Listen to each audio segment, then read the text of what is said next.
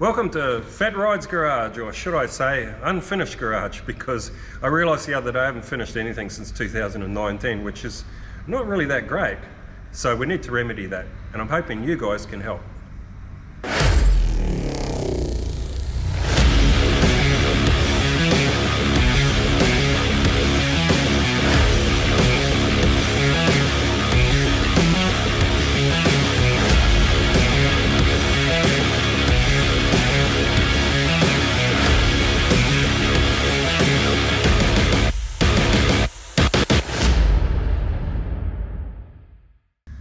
Alright, welcome again guys, and yeah, like I said, I've been feeling like I need some inspiration. I need to light the fires again and get things burning, you know. I need to sort of like get that inspiration pumped up, and I did go out to All Ford Day at Eastern Creek the other day, and I met a couple of you guys out there and saw some really nice cars, and that was really cool. It did sort of like start to inspire me a little bit. But let's just get down to what has been going on the coupe, so we'll start with that. So I have been getting bogged down with wiring a little bit.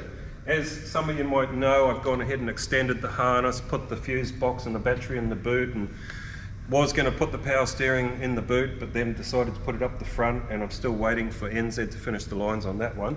But on the driver's side, I was trying to figure out the best way to put the wiring from the engine bay loom, or the engine harness, etc., through to where the ECU is. Now, from previous episodes, some of you guys would know that I've put the ECU over on the driver's side.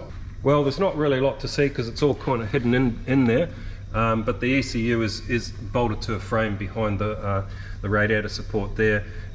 Wiring's all sort of like taped up, and what I'm going to do is I'm going to be making like an inner guard, probably out of 1.2 sheet, that's going to come down here and protect all of that, and then I'll probably put some insulation, whatever. And the thing about it was trying to figure out how I was going to run this harness through. So this is what I ended up coming up with. I've used these bulkhead Deutsch plugs. So that means that I'm able to basically uncouple all three harnesses from there for disassembly purposes.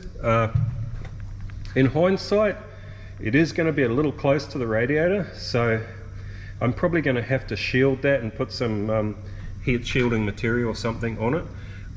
And then the next thing is I'm going to have to also get a custom built radiator. So I'm probably going to get a radiator made up that's going to fit below this support here. So it's going to be a fairly slimline radiator, so I'm going to have to, well, I'm going to be speaking to an expert about it and getting it designed properly with the proper cooling fans and everything on it. I dare say it's going to be probably fairly thick, so maybe a 4-core radiator, but it's probably going to be about 350 high by about 750 wide in order to fit it in the gap that we've got ourselves left with. So the other thing that I did start but haven't really finished was the oil filter relocation, so I'll have a quick look at that. Alright, so hopefully this will show up okay on camera. So what I've done is I bought a kit from Power by the Hour, and it's going to enable me to relocate the oil filter from in there, which as I mentioned in previous episodes, the original filter housing on the Coyote over Mustang just doesn't work. It won't fit, it'll end up hitting here or whatever. So here's the filter housing and filter, nice little Motorcraft filter. And at first I wanted to basically locate it right there on the chassis rail. And then I sort of thought, oh, is it going to be too low? I mean, it's way higher than the cross member, but it is technically lower than the chassis rail, and you know, I could possibly hit something, I don't know. I'd like it there. I think that's a good location. It's easily accessible. It's not sort of overly intrusive, it doesn't look ugly. The other alternative was to put it on the front of the engine or something. That's going to be a little bit hard to route the hoses to it, and plus I don't know where my idler pulleys are going to be going for this alternator relocation system, so for now I've got to hold off that. So, and then I've also got to get the radiator in, and I've got to look at the cold air induction, you know, where that's going to go sort of thing, and whether it's going to have to be a custom job. So for now I'm going to leave the oil filter off and concentrate on the alternator relocation, which as I said, I'm still waiting for. And once the alternator relocation's done, I'm going to go ahead, get the radiator fabricated, And as you can see, I've already got power steering lines in here. The guys from NZ made that up for me, going to our rack from United Speed Shop. And they're just going up there through the left hand side, just above the bumper bracket. You can see them right there. And then they will then have soft lines which will then go up to where the power steering pump is located, and that's an Astra pump, that one there.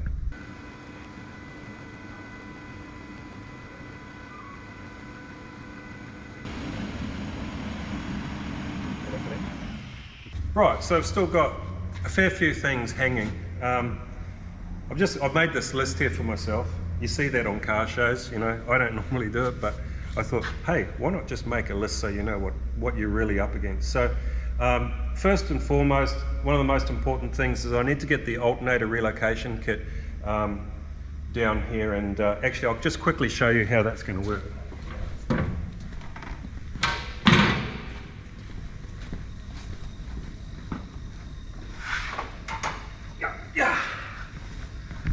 So on your Mustang GT, the alternator is normally right down here on the left-hand side, but in this case, it's not going to fit because of all this custom suspension, upper control arm and what have you. So Power by the Hour make an alternator relocation kit, which enables you to actually put the alternator in here like this on the driver's side in a reverse position. You have to actually change the pulley from a clutched pulley to a clutchless pulley. And then, yeah, it locates it in there like that. Now, I don't want to proceed with too much else until I actually get that done. I want to make sure that I know exactly how much room I've got between the alternator and the radiator or fan shroud or anything like that. So once that's in position, I can give all those exact measurements to whoever's making up the radiator and the fan shroud, because that could end up being quite thick because of the size of it. Which is, yeah, the next thing on the list is the radiator and fans. After that's done, alternator relocated, the radiator and the fans done, then I can go ahead and decide exactly where the final location for the oil filter housing is going to be. That's just the way I want to approach it. I've also got to look at the air conditioning condenser, so whether I don't think an original Mustang one's going to fit, because again I've lowered this this radiator support from a Falcon, and the original Mustang ones are really quite deep. So then I've got to do a custom fuel tank. If anybody's got any recommendations, go ahead and leave them in the comments. I want to get a custom alloy tank. Originally I was going to get a tank made to go in behind the rear seat. I'm now hovering between that and getting a drop tank built. So again, if anybody out there, especially in the Sydney area, who can recommend a good fabricator for making a fuel tank, let us know, put it in the comments down below. The exhausts, again, I'm going to have to refine that system. We've got wiper modifications. So what I found with what I was doing here, because even though this is the original Mustang GT wiper system, it's not. I can't even remember what I did. This part is right, but this part here I've actually altered, fabricated it so that it basically puts the wiper arms where they need to be for a Falcon screen. But I did find that when I got them to run, that arm actually hits against that shape in the actual firewall. So I'm going to have to probably cut a notch out of that, which is no big deal, but it's just a bit awkward with the engine, and so we'll see how we go. But that's got to be altered so it doesn't foul up. And then we've got, does it run? That's the big one. All right, so I know your average Mustang doesn't normally have this, but because I was building the car and I just didn't know what I was doing and I didn't trust anything, I did put an isolator switch in here. So I'm going to switch that on, and then we'll go to the dash. Let's go to the dash.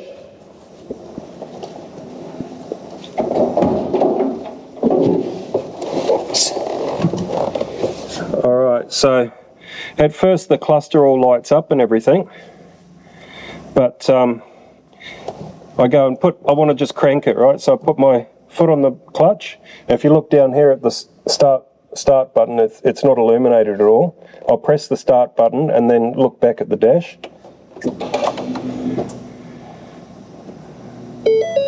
So it just comes up with all these errors and what have you. Tyre pressure low, this, that. Again, if you look down at the starter button, it's a flashing green light. It's not a solid light. I'll try pressing the starter again. Nothing. I mean, I could hear the fuel pump and everything come on. But yeah, there's nothing going on there. There's the fuel pump again. I'll press it again. And it all just goes through all these errors. Now, I did, try to do a little bit of research myself. I went on the internet, on YouTube, as you do. And, there were a few blokes there that were having issues with their Mustangs. And one that seemed quite common was that there were issues with the clutch, a safety switch that's on your clutch. You have one at the top of your clutch treble and one at the bottom of your clutch treble. So the idea that the car won't start unless you have the clutch fully depressed. And in doing that, you're actually depressing this little switch. So you're engaging something. Now, I tried those and it doesn't seem to make any difference. So don't really know what that is. The thing is, the actual Mustang that we used for a donor car, even though it was all smashed up, it'd still run. You could still get in it. You could still start the engine. So we disassembled everything, and then it's been like 2 or 3 years from that time until now. And then I just assumed in my own ignorant way that you could just disassemble something and put it back together and it would all just work. But I've heard all sorts of stories that the computer can blank itself out and need reprogram. I don't know if any of that's true. But there it is. So it'd be really good if somebody out there knows a lot about the Mustang GTs, 2016 onwards, or even better, a auto electrician that knows a lot about these things that might be interested in getting in touch with me, because I think it's probably time that I got an expert involved, at least if not to actually come and check the car out and try to remedy some of these things, to at least give us some advice. That'd be really, really helpful.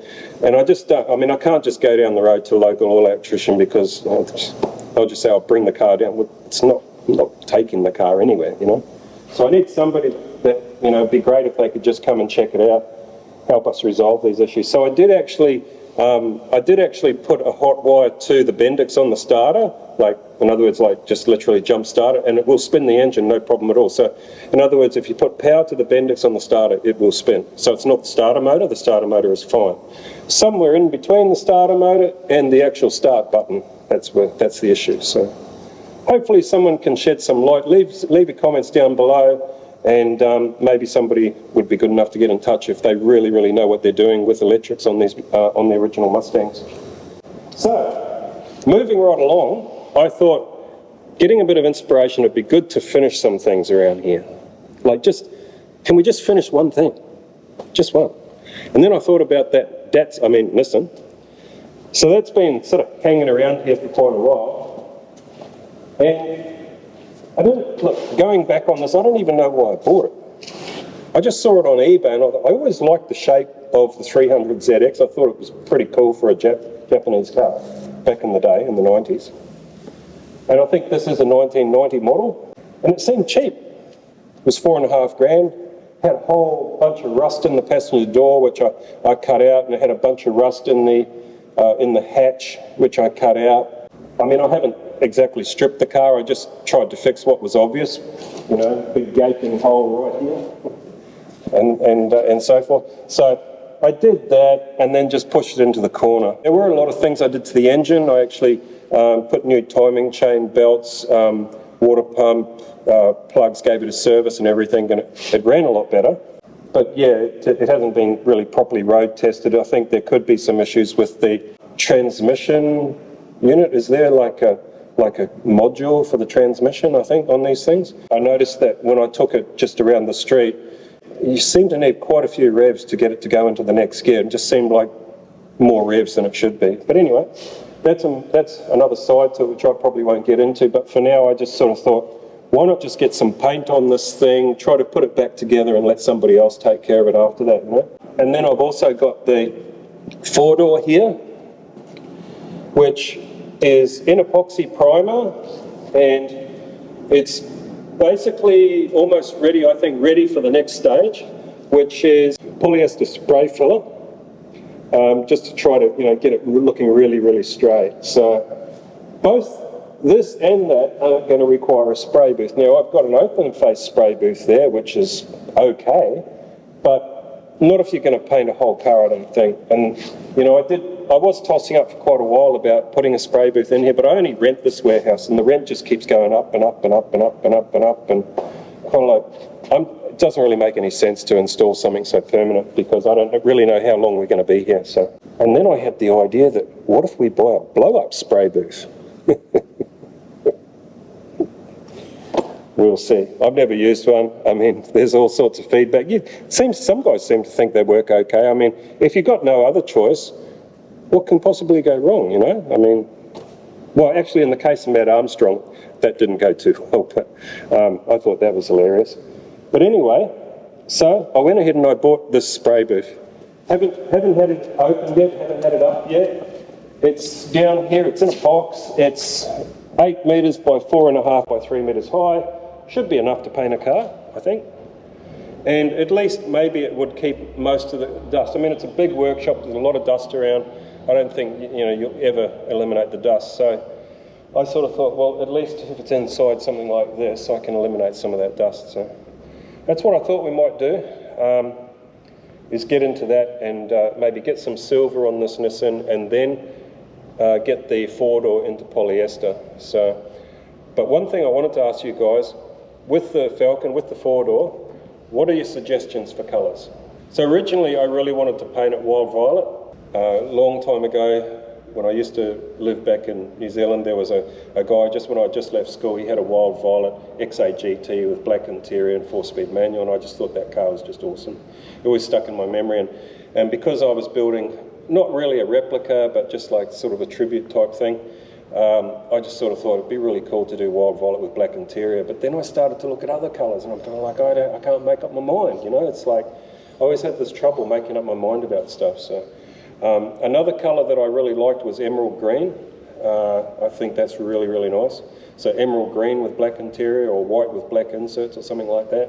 Those are the two colours that stand out to me. Oh no, another one which I sort of was hovering on was lime glaze, that really bright fluoro green kind of thing. So let us know in the comments what you think great colour for the XA GT is. I mean, take a look at the body lines on this thing. I mean, these things are great. I mean, they've got nice, like a Coke bottle style rear end, that nice sort of curve and swoop through there. I love the vents in the bonnet. Well, that's going to do it for this episode, guys. I just wanted it to be kind of like a bit of an update, and to also, as I said in the beginning, get a bit of inspiration, a bit of feedback from you guys, especially what colour should we paint the XA sedan. I know I've got my favourites in mind, but let us know your ideas on that. And also, anyone that may have some expertise in the wiring of the Mustang GTs, I'd love to hear from you on that as well. So next thing, we're going to be inflating that inflatable spray booth. We're going to roll the Nissan in, put a coat of paint on it, and then we'll get some polyester on this, but that'll be in the next episode. Thanks for watching, guys, and we'll see you in the next one.